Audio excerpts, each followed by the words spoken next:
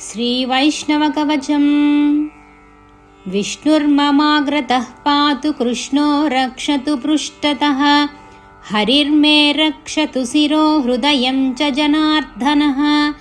मनो मम हृषीकेशो जिह्वां रक्षतु केशवः। पातु नेत्रे वासुदेवः श्रोत्रे सङ्कर्षणो विभुः। प्रद्युम्नः पातु मे घ्राणमनिरुद्धस्तु चर्म च। वनमालागलस्यान्तं श्रीवत्सो रक्षताददः। पार्श्वं रक्षतु मे चक्रं वामं दैत्यनिवारणं। दक्षिणं तु गदादेवी सर्वासुरनिवारिणी। उदरं मुसलं पातु पृष्ठं मे पातु लाङ्गलम्। ऊर्ध्वं रक्षतु मे सार्ङ्गं जङ्घे रक्षतु नन्दकः। पाष्णी रक्षतु शङ्खश्च पद्मं मे चरणावुभौ। सर्वकार्यार्थसिद्ध्यर्थं पातु मां गरुडः सदा। वराहो रक्षतु जले विषमेषु च वामनः। अटव्यां नरसिंहश्च सर्वतः पातु केशवः। हिरण्यगर्भो भगवान् हिरण्यं मे प्रयच्छतु।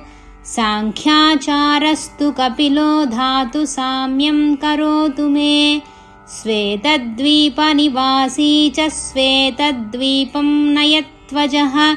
सर्वान् सूदयतां शत्रून् मधुकैटभमर्दनः।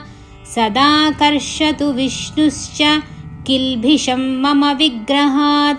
हंसो मत्स्यः तथा कूर्मः पातु मां सर्वतो दिशम्।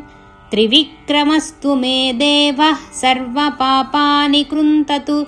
तथा नारायणो देवो बुद्धिं पालयतां मम। शेषो मे निर्मलं ज्ञानं करोत्वज्ञाननाशनं। बडबामुखो नाशयतां कल्मषं यत्कृतं मया। पद्भ्यां ददातु परमं सुखं मूर्ध्नि मम प्रभुः। दत्तात्रेयः प्रकुरुतां सपुत्रपशुबान्धवम्। सर्वानरीन्नाशयतु रामः परशुना मम।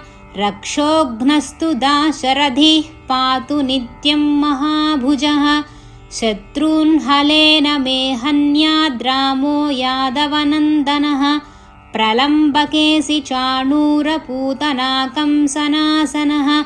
कृष्णस्य यो बालभावः स मे कामान् प्रयच्छतु। अन्धकारतमो घोरं पुरुषं कृष्णपिङ्गळं। पश्यामि भयसन्त्रस्तः पाशहस्तमिवान्तकं। ततोऽहं पुण्डरीकाक्षमच्युतं शरणं गतः।